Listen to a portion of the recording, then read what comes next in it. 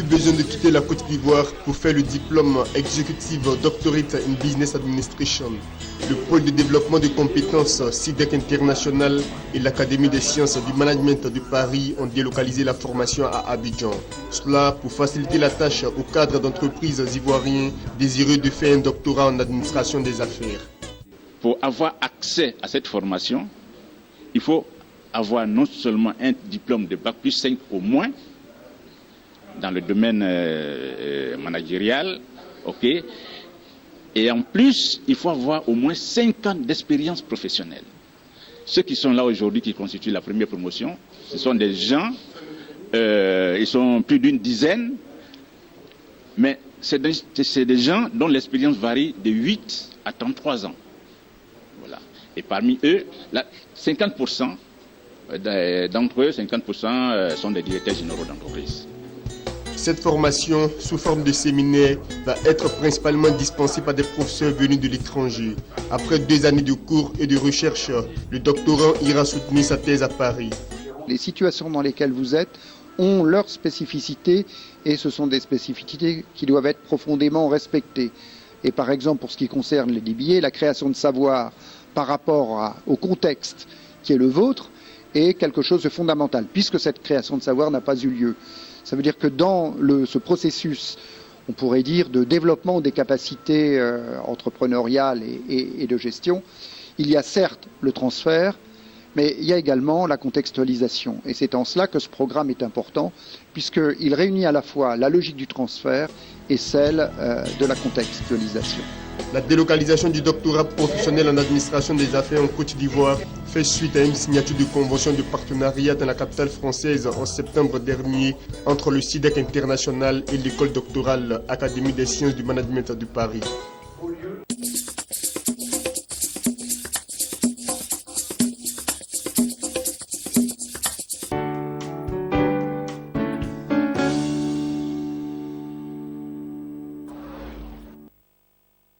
Cadre d'échange, de reconnaissance et de récompense des hommes et des femmes qui, par leur initiative, inspirent au développement de l'Afrique, la plateforme du dîner des icônes à cette 5e édition a mis en lumière 2 grandes dames togolaises. Madame Dédé Rose Crépi, femme d'affaires et présidente des Nanabins du Togo, a été primée pour son esprit pointu de femme entrepreneur. La 2e icône, Madame Arlon Komba Etnar, ancienne ministre, ancienne représentante résidente de l'UNICEF au Togo, au Niger et en Côte d'Ivoire, incarne le leadership féminin. La personne doit faire un choix, le choix de réussir ce qu'il entreprend. Et si ce choix est fait,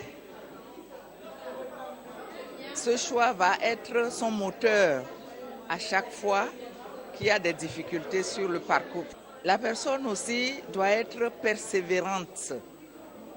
C'est-à-dire ne pas abandonner, même s'il y a des difficultés, se dire je me suis donné un cap, je me suis donné un objectif, cet objectif je dois l'atteindre.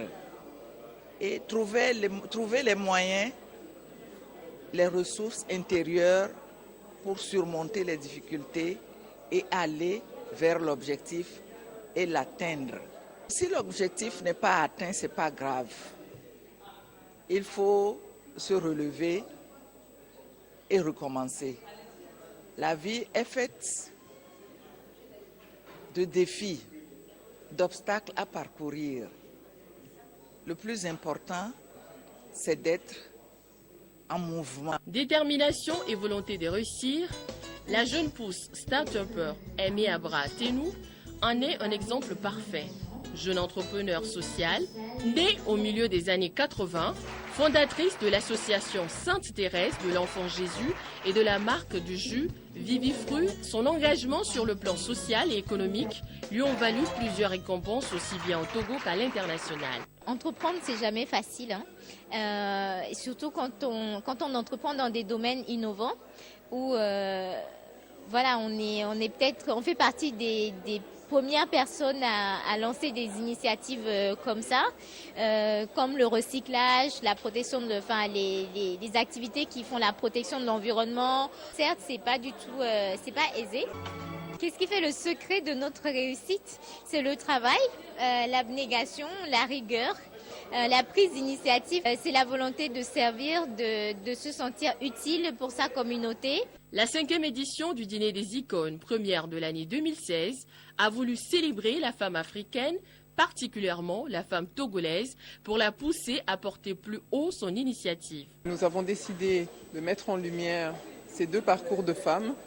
Les femmes sont multiples dans leurs engagements et donc les femmes qui sont icônes et qui étaient avec nous ce soir en la personne de Madame Dédé Rose-Crépy et de Madame Alon-Komba Etna sont deux personnalités que nous voulions mettre en avant déjà d'un point de vue entrepreneuriat par rapport à Madame Dédé Rose-Crépy qui a vraiment impulsé le dynamisme des femmes dans la prise en charge de ses capacités physiques et intellectuelles pour créer une entreprise, pour créer un commerce et le développer au fur et à mesure des années. Elle en a fait une grande entreprise que ses filles et que ses fils reprennent aujourd'hui.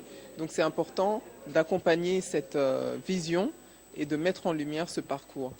De même pour Madame Alon-Komba Etna, il était important de montrer que la femme peut se prendre en charge, peut être leader dans un milieu masculin et qu'en étant elle-même, elle arrive à dépasser les montagnes, elle arrive à réaliser des projets, elle arrive à imposer des situations pour lesquelles elle n'était pas prédestinée en tant que femme. Alors à mon niveau, l'entrepreneuriat, pour moi, c'est de réaliser justement que ces femmes sont présentes, que ces femmes sont une source d'inspiration et qu'en discutant avec ces femmes, avec ces icônes, je peux moi-même en tant qu'entrepreneur mettre en place des idées, mettre en place des concepts qui aideront d'autres à se réaliser également. Donc c'est vraiment important cette force de la transmission du savoir qui permet aux nouvelles générations de s'appuyer sur des bases solides que ces femmes pionnières ont pu mettre en place pour nous aujourd'hui.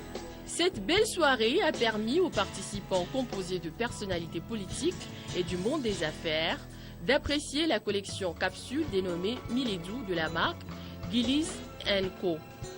Une initiative de deux jeunes enfants créateurs âgés de 7 et 9 ans, Gillian et Isaiah, encadrés par leur oncle styliste.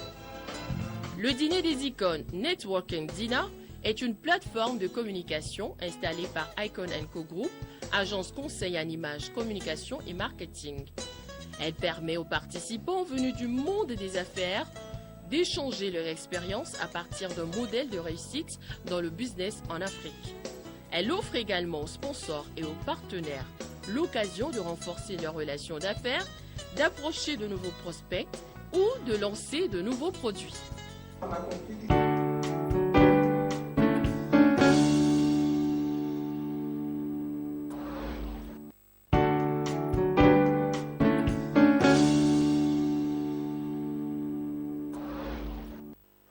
Ils sont 51 cadres de banque admis sur 84, soit un taux de réussite de 60%. Ces membres de la promotion 2013-2015 de l'Institut technique de banque ITB ont reçu leur diplôme des mains des directeurs généraux de banque venus les soutenir.